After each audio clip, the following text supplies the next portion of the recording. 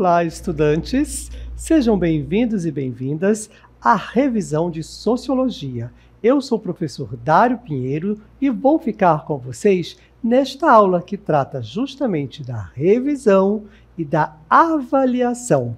Vamos iniciar com a nossa revisão. Vamos lá? Em nossas aulas, neste componente curricular, que é Sociologia, nós trabalhamos algumas temáticas que são bem interessantes e que contribuem aí para a formação do seu pensamento enquanto pessoa, enquanto cidadão, enquanto indivíduo participante da sociedade. E a primeira temática que nós trabalhamos aqui foi cidadania e participação política, educação e sociedade. Tudo isso junto. E como foi que nós vimos? Nós trabalhamos cada uma dessas palavras para entendermos os seus conceitos, suas definições e depois juntarmos tudo nesta prática social que em sociologia nós podemos definir como praxis, que é justamente levar a teoria à ação, à prática, no seu dia a dia. E nós iniciamos com cidadania. E falamos que cidadania é a expressão concreta do exercício da democracia.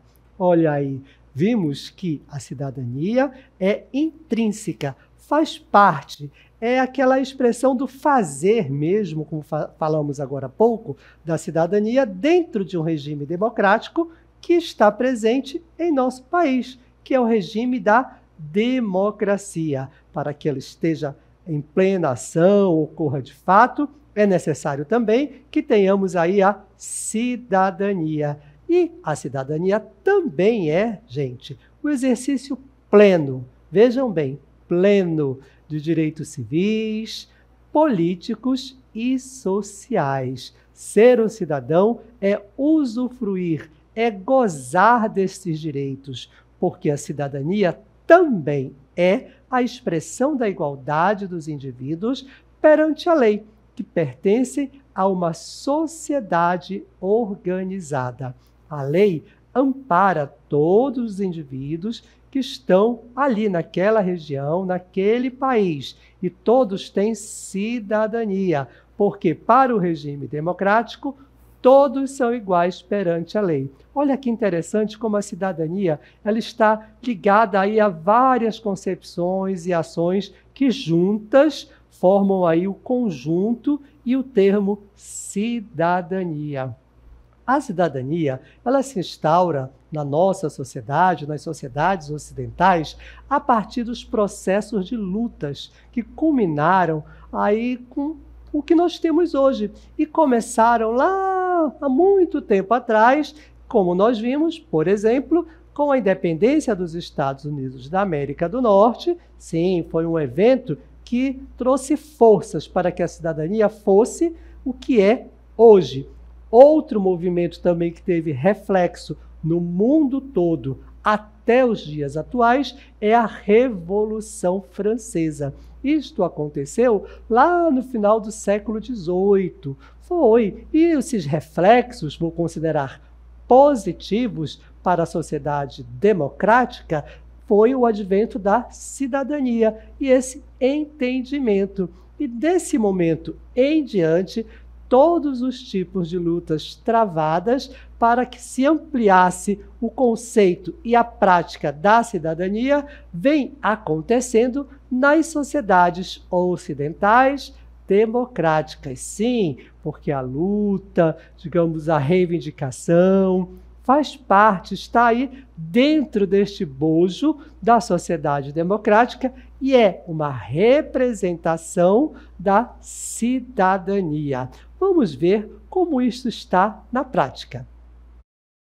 Podemos ver que na prática, como aqui esse vídeo que está sendo apresentado aqui em movimento, pessoas que com cartazes, tem várias pessoas que com certeza estão lutando, reivindicando algo de algum órgão da sociedade para melhoria da coletividade. Isto aqui é um exemplo muito claro e, como dissemos agora há pouco, é um movimento social de luta que representa aí a cidadania e está dentro da sociedade democrática. Este é um movimento claro e que vai designar, que vai determinar que estas pessoas estão exercendo o seu direito de cidadania. Este vídeo é muito claro e eu tenho certeza que você também já viu um movimento atual reivindicando alguma coisa desta forma, com pessoas organizadamente, né, brigando, solicitando. Esse brigando é no bom sentido, tá, gente?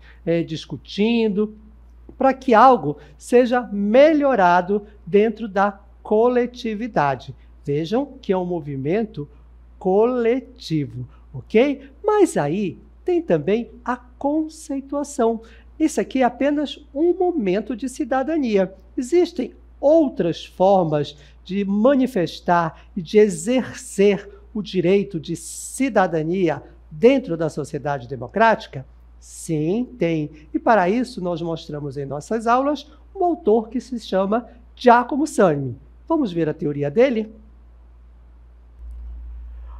Níveis básicos de participação política por Giacomo Samni, como nós falamos agora há pouco.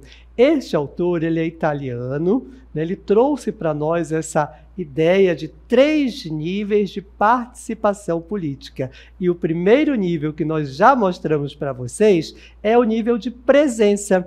Esse aí é quando tem participação, quando o cidadão tem participação em reuniões ou meramente receptivos, como a exposição a mensagens e a propagandas políticas. Foi isso mesmo que nós dissemos. Quando você vê, quando você ouve uma propaganda política, você ouve um discurso de uma pessoa que está aí num cargo eletivo, você está no primeiro nível de participação política, que Giacomo Samni chama de presença.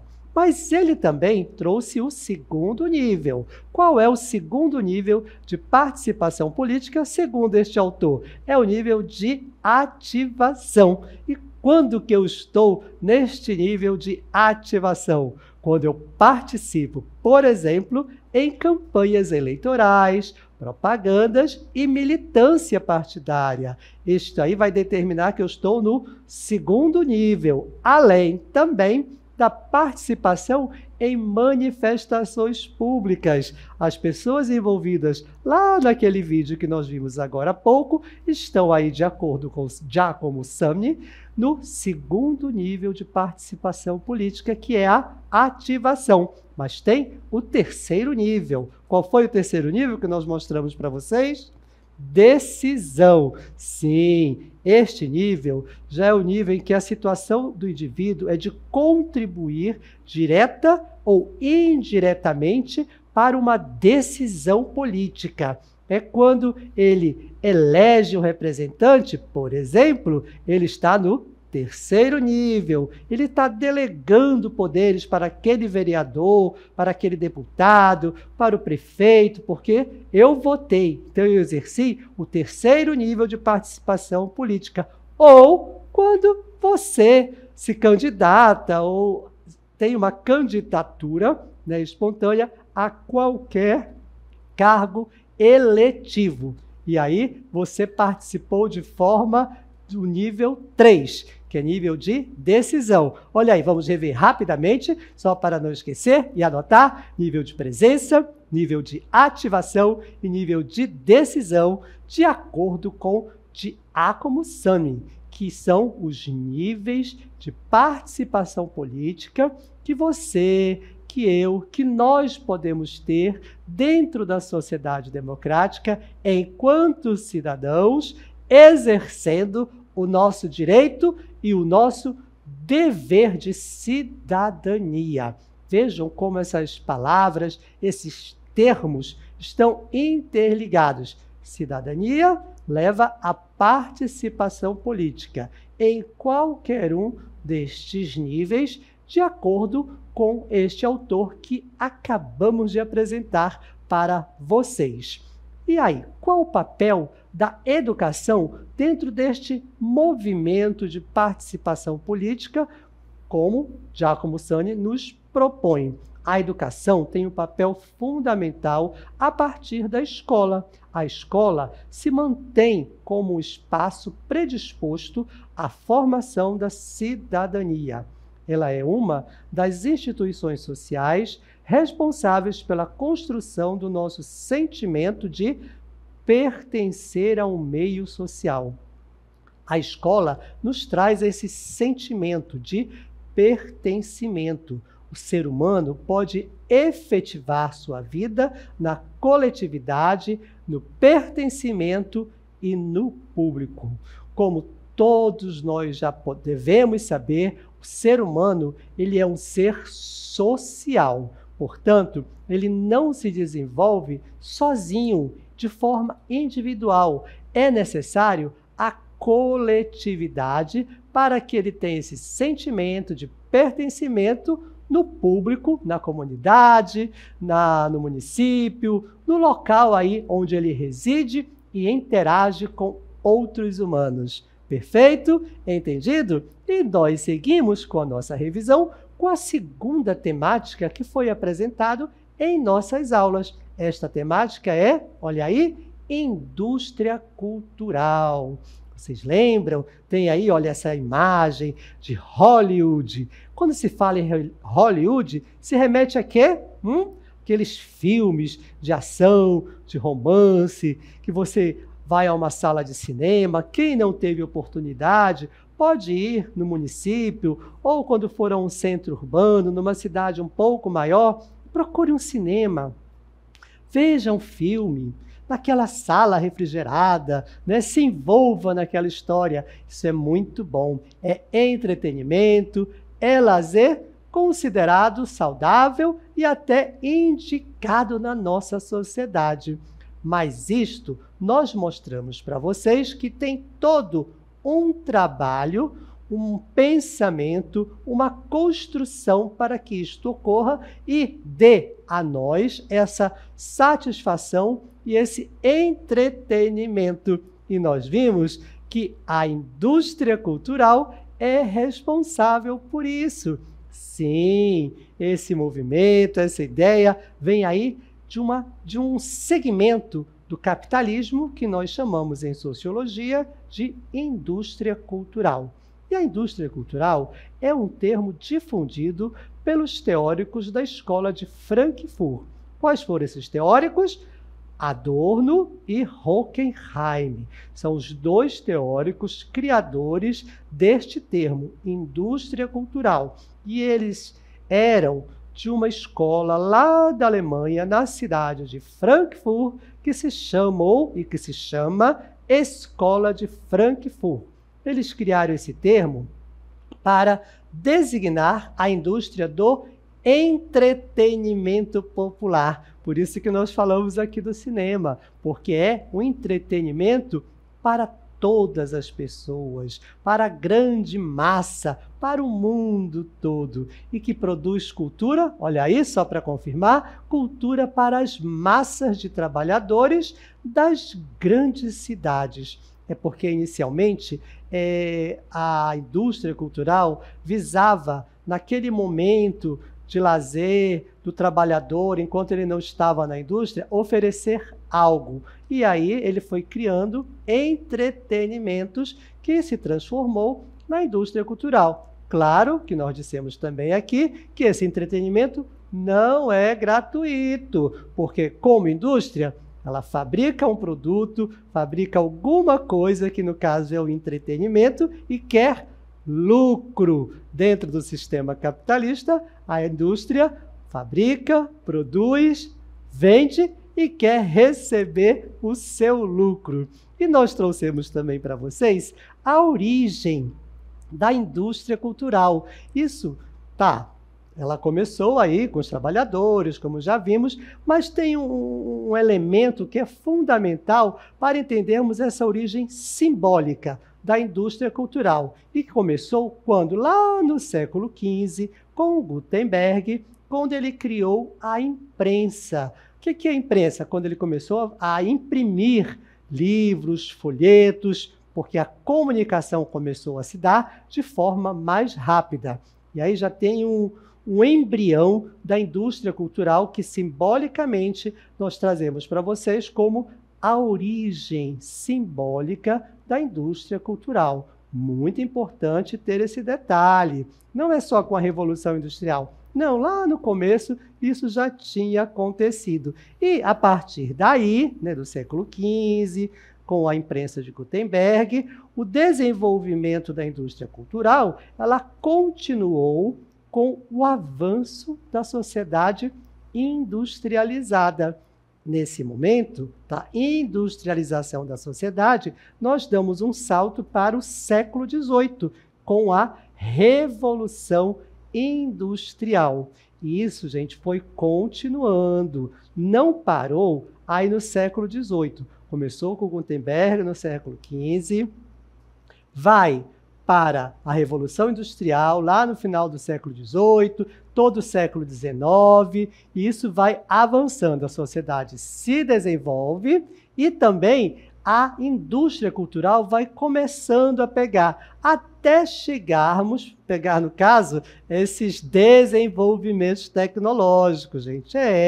Porque foi avançando aí de um equipamento como só uma impressora para um livro, levando comunicação. Depois foi chegando com a Revolução Industrial, que trouxe novas máquinas, novas formas de comunicação no final do século XVIII. Chegamos ao século XX. O que acontece no século XX? A televisão. Sim, a televisão foi muito importante e marcante para o desenvolvimento maior ainda da indústria cultural, para que ela chegasse a todos, a grande massa de trabalhadores e as pessoas no mundo todo, indistintamente. TV todo mundo assiste, a maioria das pessoas tem, adulto, criança, idoso, e vem lá aquela programação. Este desenvolvimento continuou com a transformação por outras revoluções, como nós temos nos dias atuais, né, a eletrônica e a cibernética, que começaram no século XX e se desenvolve de forma muito rápida até os dias atuais. Outro o elemento tecnológico apropriado pela indústria cultural para que ela leve o seu produto, que é o entretenimento, e venda para o maior número de pessoas possíveis pelo mundo. E isso acontece até os dias atuais. E pensando que a indústria cultural utilizou aí os meios de comunicação de massa e chegou até as novas formas de comunicação e de informação. Sim, estamos falando da atualidade. Lembrar que começou aqui com esta câmera, né? Que hoje para nós é uma câmera rústica, com um rapaz ali fazendo aquela filmagem, naquele filmezinho lá meio preto e branco, sem áudio, mas isso revolucionou a comunicação e a informação, tanto quanto a gráfica de Gutenberg, a máquina, no caso, a impressora, lá no século XV. Nos dias atuais, também foi utilizado pela indústria cultural os discos, a música, levando aí entretenimento às grandes massas. Não podemos esquecer que também citamos a internet como meio de difundir informação, entretenimento, lazer a todo mundo. E tudo isso foi apropriado pela indústria cultural, que continua fabricando, preparando, trazendo entretenimento para todos e para todas, e também lucrando muito com isso. Não esqueçam, ok? Então é isso e até a próxima aula.